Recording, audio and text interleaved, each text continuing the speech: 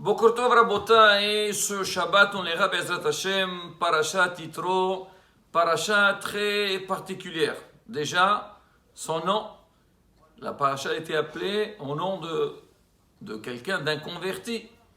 Là pour dire que quoi Rabotai, comme les convertis, ils sont précieux aux yeux d'Am Israël.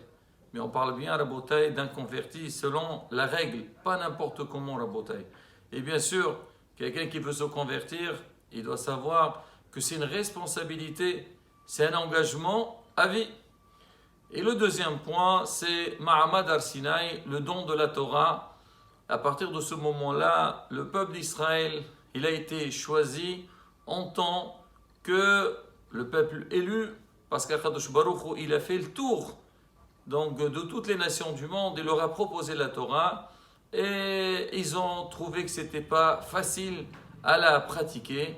Et Am Israël était prêt à la prendre en disant Na'aseh benishma. Ça veut dire on ne va pas réfléchir pourquoi, qu'est-ce qu'il est marqué dans la Torah. À partir du moment où c'est Hachem qui l'a donné, on va la faire et en étudiant la Torah, on va comprendre ses lois.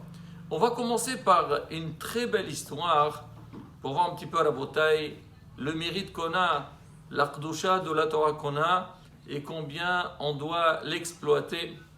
L'histoire s'est passée dans un pays ashkénaze à l'époque du Saraf Brisk.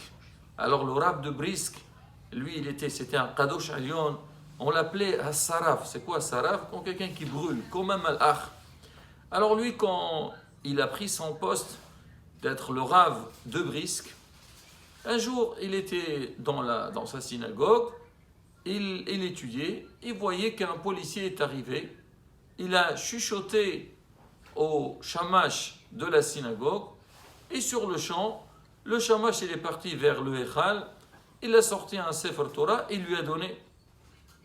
Le rabbin n'a rien compris, il dit au shamash, qu'est-ce qui se passe, c'est quoi ça? Il a dit, vous savez, Kvod Arabe, nous, chez nous, l'habitude est que chaque fois qu'il y a un juif qui est convoqué donc, au tribunal et on doit le faire jurer, alors on le fait jurer sur le Sefer Torah. Alors voilà, ils sont venus, donc le policier, il a pris le Sefer Torah, il va l'amener au tribunal, le juif, l'accusé, il va jurer sur le Sefer Torah, après on le rend, ne vous inquiétez pas. Il lui a dit sur le champ, quand le rabbin il a vu ça, il est parti vers le policier, il lui a arraché, il lui a enlevé le Sefer Torah, bien sûr avec délicatesse, et il a ramené le Sefer Torah dans le Echal, et il a fermé le Echal. Le policier n'a rien compris. Il dit, qu'est-ce que vous faites, monsieur le rabbin? Il lui dit, tu vas chez l'empereur, chez le juge, tu lui dis que le rave des Juifs, il m'a interdit de prendre le Sefer Torah. L'autre, il ne comprend rien. Le Rav, il lui a dit, je ne veux pas donner. Lui, qu'est-ce qu'il fait? C'est un chaliar, c'est un messager. Il est reparti donc chez le juge. Dans une heure de temps, il est revenu. Il dit au Rav, il lui dit, écoutez, monsieur le juge est très surpris, déçu de votre réaction, et il vous convoque pour venir tout de suite chez lui. Le Rav, il a dit, il n'y a pas de souci. Sur le champ, le Rav, il repart avec le policier, il arrive devant le juge. Le juge lui dit, vraiment avec un grand respect, il lui a dit, votre majesté, c'est le Rav de la communauté? Il a dit, oui, c'est moi, le Rav de la communauté. Il dit, mais je ne comprends pas. Comment vous avez osé donc faire un tel geste? Il dit, écoutez, monsieur le juge, moi je suis le responsable de la communauté, bien sûr je suis responsable donc, des fidèles, des habitants de la ville, mais aussi je suis responsable sur toutes les richesses donc, juives, ça veut dire les livres, tout ce qui appartient à la communauté. Il dit, mais vous savez très bien ce que vous avez fait, vous avez profané la loi, et pour un tel geste, vous pouvez mériter une grande punition. Il lui dit, monsieur le juge, je voudrais vous poser une question. Imaginez-vous, vous êtes vous êtes en train de faire vos jugements, et quelqu'un il a été accusé, et il dit qu'il était innocent, et il veut jurer, il vous dit, si vous voulez, moi je suis prêt à jurer sur le trône du tsar. Alors le trône du tsar, il est caché dans un trésor. Alors moi, je sais que ce trône, il est très important. Alors je voudrais, amenez-le-moi et je veux jurer dessus. Vous allez accepter? Il dit, mais ça va pas, non? Quoi, le trône? Mais qui peut toucher ça? C'est quelque chose de sacré. On ne le touche pas. Ah, il le dit, les sacrés, vous avez peur, peut-être ils vont pas bien le respecter. Et si vous envoyez une délégation, des policiers, des soldats, ils vont aller prendre donc cette couronne, l'amener au tribunal, l'accuser et juge dessus comme quoi il est innocent, et après on la remet. Et si jamais il y a le moindre problème, alors le responsable il doit payer une grande somme d'argent par rapport à la valeur de cette couronne. Et là le juge, il s'enflamme, il dit, mais attendez, vous croyez que la couronne coûte de l'argent, représente de l'argent? Pas du tout. La couronne, elle a une valeur de tout le pays. Alors on ne peut pas se permettre, on ne joue pas, c'est pas parce qu'il y a quelqu'un, maintenant il était accusé, alors il veut jurer dessus, on va l'écouter. Pas du tout. C'est pas quelque chose, on ne peut pas y toucher. Seulement on la prend et on la mettra sur la personne qui la mérite. Jamais de la vie. Le Rav lui dit, monsieur le juge, je comprends très bien ce que vous dites. Mais est-ce que vous savez, la Torah pour nous, le peuple d'Israël, qu'est-ce qu'elle vaut? Quelle valeur qu'elle a?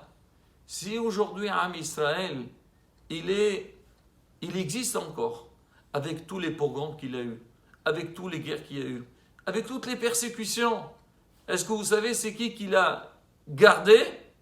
C'est grâce à cette Torah que vous êtes en train, vous voulez sortir du Echal, l'amener chez vous. Est-ce qu'on peut s'amuser avec ça, on la sortir? Pas du tout, c'est quelque chose de sacré.